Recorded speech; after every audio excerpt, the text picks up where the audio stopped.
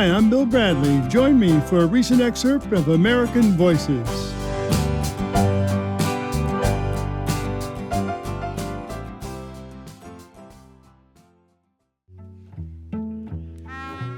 When twins, Cherry and Sherry, were just 6 years old, they were left outside on the steps of their apartment building. A neighbor called the authorities, and law enforcement came to take the girls away, and Cherry and Sherry entered the foster care system.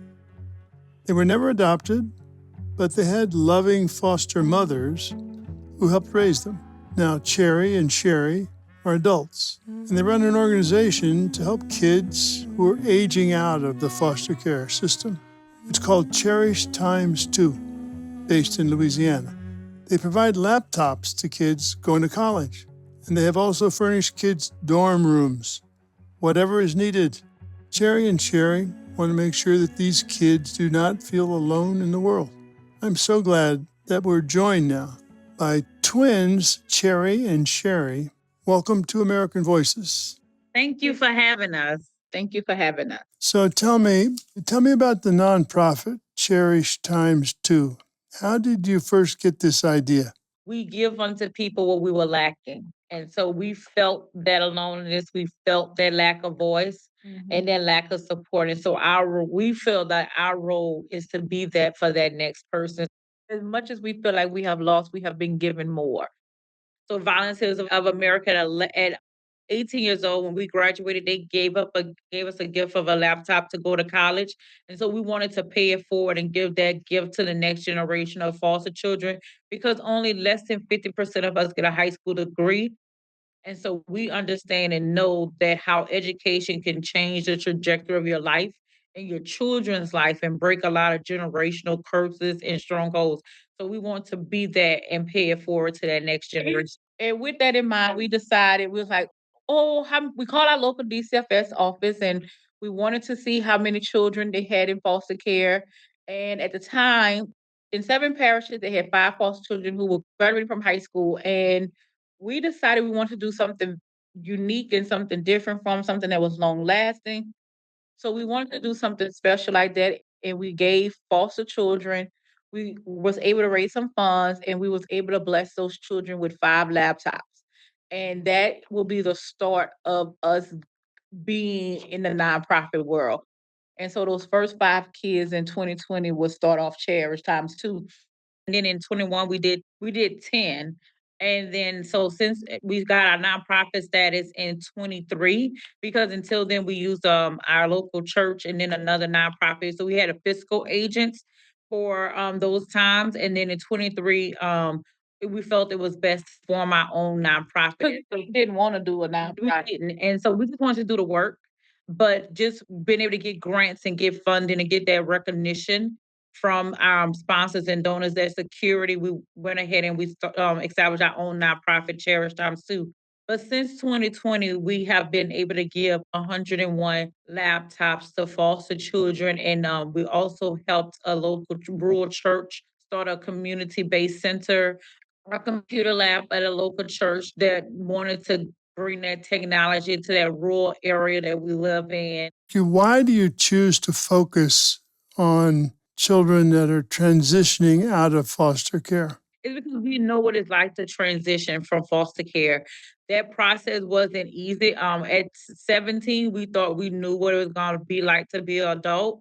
And we found out very quickly at 18 when we ended up basically homeless, because we were supposed to go back and live with our birth father, and it did not work out.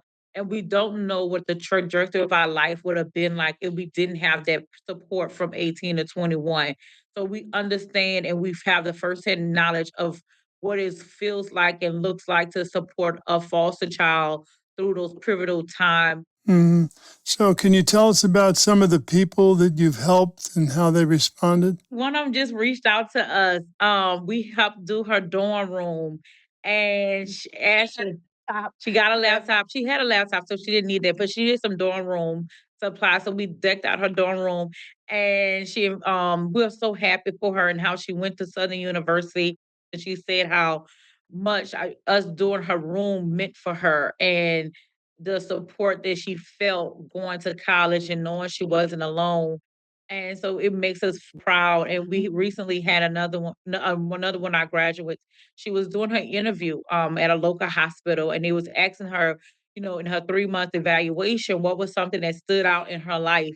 And 5 years ago, we gave her a laptop. She was one of the first children we gave a laptop to, and she remembered that laptop. And so she's going to get her RN degree, and she spoke about it in her 3 month evaluation about the impact that laptop had. And one of the interviewers, she came back and she said, "Cherry and Sherry, someone was just talking to you," and I was like, "Oh my gosh," she remembered that, and she was like, she remembered that laptop, And she didn't forget. she didn't forget that And gift. I graduated. We had our first graduate, and she graduated from my alma mater, Nichols State Yes, University. Darian. Darian graduated from Nichols with a degree in culinary. I can't wait to taste her food. Mhm. And so it was so beautiful to attend her graduation and to be there with her. And then we did lunch together to celebrate her graduation because that's a milestone. And we were privileged that in our graduations, we had our family present. And Mhm. unfortunately, she didn't her family looked a lot different. It wasn't She didn't have her support system outside of a social worker Yeah. at her graduation. So it goes to show that it matters who shows up in a person's life, because who shows up in your life can change the trajectory of your life, either good or bad. But you have to be there for people when they transition in life. And not only do we give laptops to foster children, but we give laptops to vulnerable children, because not every child trusts the system, but that doesn't mean you don't need help And you don't come from a broken home. so we understand that not everyone goes to foster care, but some people still need assistance because their homes, their families are broken. It's It's just not stable. it's not And so that stable. when we hear them talk about that, and the church sends us pictures of the kids working in a computer lab, and they're talking about, the child passing and being able to type without being able to look on a computer, that makes us feel warm. And we know that we're doing what God intends for us to do. Yes, and that Hmm. is to give back, because we was raised by women who gave back in their Mhm. Right. communities every day of their lives. So, how do you fund your organization? One of our main initiatives that we have our Twin Fest Louisiana coming up. It's a festival for twins, multiples, and the people who love them. Hopefully, you are a person who loves us. And if you can't come this year, you come next year. Through donations and sponsorships is how we fund the work that we do. We also write for some grants when those opportunities present themselves. But we definitely spend a bulk of our Money. of our funds is used through the grants. It's through the festival, the sponsorships that we receive and the donations that we receive. We are always appreciative for someone who buys into what we're doing and buys into our cause in the form of a sponsorship or a donation. So, what do you remember about that time in foster care? Sherry, you want to take it? I think something that people don't realize about foster children in foster care is the amount of trauma and PTSD that you experience as a foster child. So I don't think people realize that foster children experience PTSD at twice the rate of an active combat soldier. We basically translate that the post traumatic stress that they feel is twice that of someone who has fought in Afghanistan or Iraq. And I don't think that people understand how much work it takes for a child to overcome that trauma and those feelings of alone and rejection and abandonment and a lack of self-worth, and how much having someone along with their journey helps, and having a healthy support system and having people who will allow you to be able to be understanding of your experience while also holding you accountable to not become your experience. I really believe that is something that people do not understand, and Hmm. they lack that empathy and that awareness to what goes on and what a foster child experience. This is Sherry, and I agree. And Hmm. when you're in the foster care system, you're a child, and so because you're a child, you don't truly understand what is happening to you. You may know what's going on, but you can't truly process it. And oftentimes, I feel like we don't process what Hmm. the foster care system until it's time away from being your adult. Well, let's take a little bit about, your own experience. I mean, you were not adopted, but at different points you had foster mothers that you were close to. Can you tell us about them and what they taught you? I will say that for me and my sister, we had foster parents. So our first, when we entered the system at 6, we very quickly went to our first foster parents, Mama Anna and Daddy Albert. And so Mama Anna and Daddy Albert took in 2 children from Lake Charles, Louisiana. So it's like 45 minutes away. And so we lived on a farm. And so we loved being with Mama Anna and Daddy Albert. Mama Anna was a stay-at-home mom. She was a homemaker. In addition, she had her own beauty salon right outside the house, so she did all the ladies in town hair. And Daddy Albert was a truck driver. They will love and care and kindness that 6-year-old Cherry and Sherry needed in those fundamental years when we entered the system and they were so good to us that we didn't realize we was in foster care until we were taken from their home. But they were what we needed in our fundamental years. They were very loving, very kind to us. Unfortunately, due to some issues, we had to leave, and then we will go back into a group home, and then we will be removed from Oberlin, Louisiana, and then we will be taken to Houma, Louisiana, is where we will still reside, and we will be placed in a group home here. We was in a group home, Harbor House in Lake Charles, and then in Houma, we were placed at it's called the Hmm. McDonald's Children Home, and then that's when we were into Louise Navy Wallace, our second foster mom. So, why were you placed with her? Well, we replaced her because we had behavior issues and we had a psychological evaluation. That's why we're really big on what we say about people and what we write about people because we understand how it can travel. We had a psychological evaluation that was unfun, that was not fun. And it basically said that together we fed off each other negatively. And so the recommendation from that evaluation was that we live separately so that we wouldn't feed off of each other negatively And that we'll be adopted separately.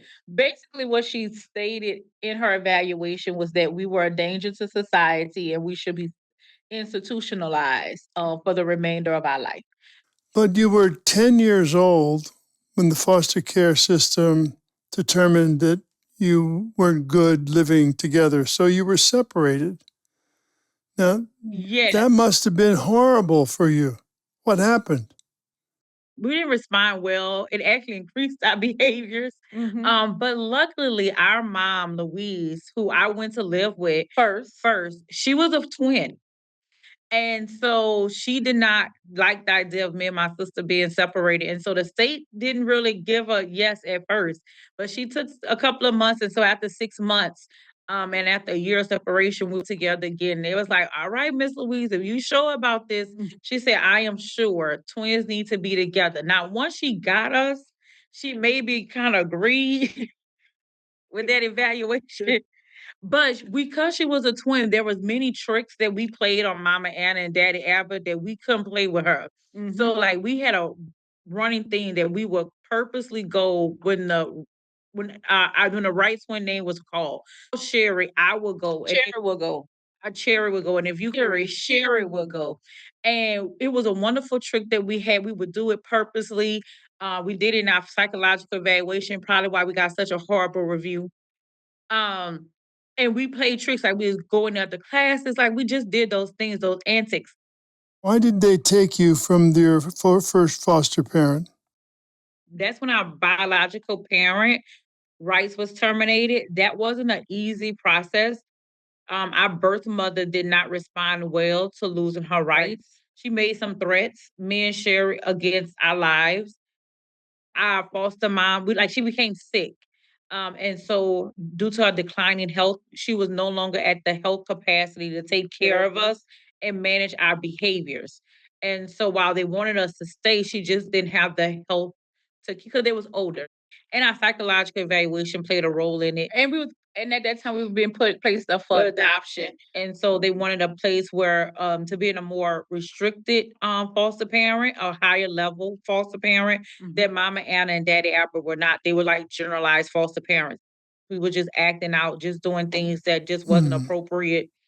And then with her declining health, they made the decision to move us from our home and to find us another placement, which was more aligned with our needs. And that's where our second mom came in at. So now I understand now you've come full circle.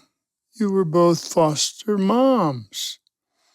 How has raising a foster child changed you? Oh, so you're talking about our baby, Ratrell. So our foster mom who raised us, after she went on to adopt 3 children from foster care. And her youngest, unfortunately, when she became sick with cancer, was a minor. And at the time, there was questions about where he was going to live. And the single twins decided to take on the venture of raising our foster brother, Ratrell. But he is our pride and joy because academically he was not doing well. Behaviorally, he was on juvenile probation. But with both of us buying into the commitment of knowing that he was safe because he had his own experiences of being in foster care, then being adopted and thinking you got your forever family, and then having your adopted mom pass away. He had some trauma, and we had our own experiences. But he loved us, and we love him. And a child who we was told was not going to graduate until he was 20, almost 21 years old. We was able to get him on the path to graduate at the correct time with his classmates at 18. And when he graduated, he said, I didn't understand. The day of his graduation, he said, I didn't understand or get what was so important about graduation. But now that day is here and I'm putting on that cap and gown and I'm getting an actual diploma, I see why y'all pushed me. And so he is our pride and our joy. Yes, Ratrell. That's our baby. Mm-hmm. Well, let me say, Cherry and Sherry, you've shown so much love to people who don't have anyone in their corner, but you show up for them, and that makes all the difference in the world. I want to thank you both for coming on American Voices, and I want to thank you for all you do for American kids who feel alone. No, thank you. So we are truly honored. Thank you for having us. It has been a pleasure and an honor. Thank you very much again for coming on American Voices. I've been speaking with Cherry and Sherry Wilmore. Find out more, visit their website. It's cherishtimes2.org. Thank you two very much. Thank you for having us. We truly appreciate it. When the rain breaks the road, are you holding on? Are you holding on to your last good day? Thank you for listening to American Voices here on my YouTube channel. For more interviews celebrating the goodness and creativity of the American people, click the subscribe button below.